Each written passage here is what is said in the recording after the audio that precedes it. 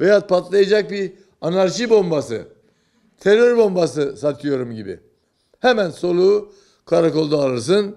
Sille, tokat, küfür, hakaret, oradan mahkemeye, oradan hapishaneye. Ama bugün Üstad Bediüzzaman'ın bütün müjdeleri tahakkuk ediyor. Biraz evvel kardeşimiz okudu. Şu istikbal inkılabı içinde en yüksek gürseda İslamiyet'in olacaktır, İslam'ın olacaktır. Üstadın bütün haberleri, bütün müjdeleri tek tek çıkıyor kardeşlerim. Bugün Türkiye Cumhuriyeti Bediüzzaman Hazretleri'nin cihan harbinde Rus ve Ermeni keferesine çarpışırken silahlar takır takır yazdığı işaret-i icaz. Bugün bunu Üstadın arzu etti. Bak, Türkiye Cumhuriyeti Diyanet İşleri Başkanlığı. Üstadın arzusu bu. Ve inşallah bundan sonra Mesnevi Nuriye ve diğer nur risaleleri devam edecek. Kitabın bir bölümünde Nur Üstad'ın Arapça sayfa, öbür bölümünde hem talebesi hem küçük kardeşi Abdülmecid Ünlükul ağabeyimizin Türkçe tercümesi.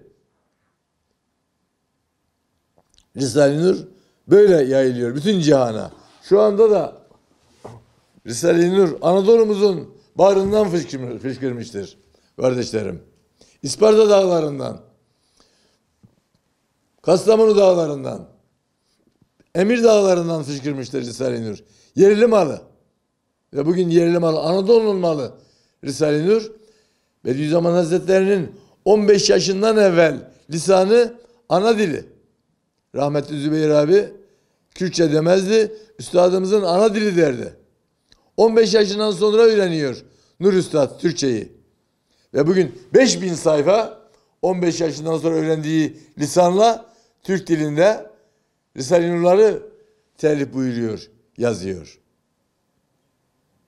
Bugün 55 dünya ismini bilmediğimiz ülkelerde, kıtalarda Anadolu'nun malı yayınlanıyor kardeşlerim. Yine Bediüzzaman Hazretleri'nin korku, cesaret, kahramanlık gibi. Tabii bütün bunlar kardeşlerim bir derya, bahri umman. Şu anda da zaten benlerinizin yapamadığım bu bahri ummanı, bu deryayı böyle bir bardağa nasıl sıkıştırabilirsin ya? Aman ya Rabbim. Ama çok usta olsam buna sıkıştırırım. Ama o ustalık benlerinizde yok. Bütün ömrüm boyunca ya Rabbi bizi nur talebesi olarak kabul buyur. Biraz evvel arz ettiğim karınca misali, Ferhat ile Şirin misali. Yani iman dersi 23. söz.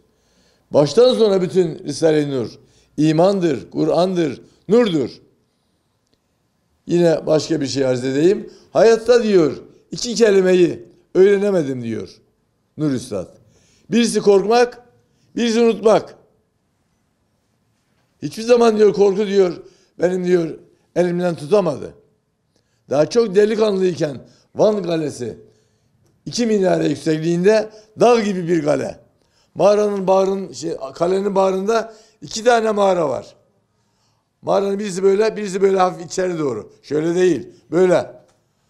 O mağaradan, üstteki mağaradan ayağım kaydı düşerken eyvah davam diye o esnada ölümü düşünmüyor. Anam babam öldüm kaldım demiyor. Davam. Üstadın davası Kur'an'dır kardeşlerim. İmandır. Bu gençlerimizin kötü hallerine hüngür hüngür ağlıyor. Onların kabirdeki hallerini görüyor bir anda. Onların gayri ahlaki vaziyetlerinde mezarda çekeceklerini görüyor. İstanbul Boğazı'nda gezerken birbirine sarmaş dolaş giden genç erkek ve kızların haline ağlıyor. Çünkü üstad uzakları görüyor, öteleri görüyor. Biz şu duvarın arkasını göremiyoruz. Ama Nur Bediüzzaman çok öteleri görüyor.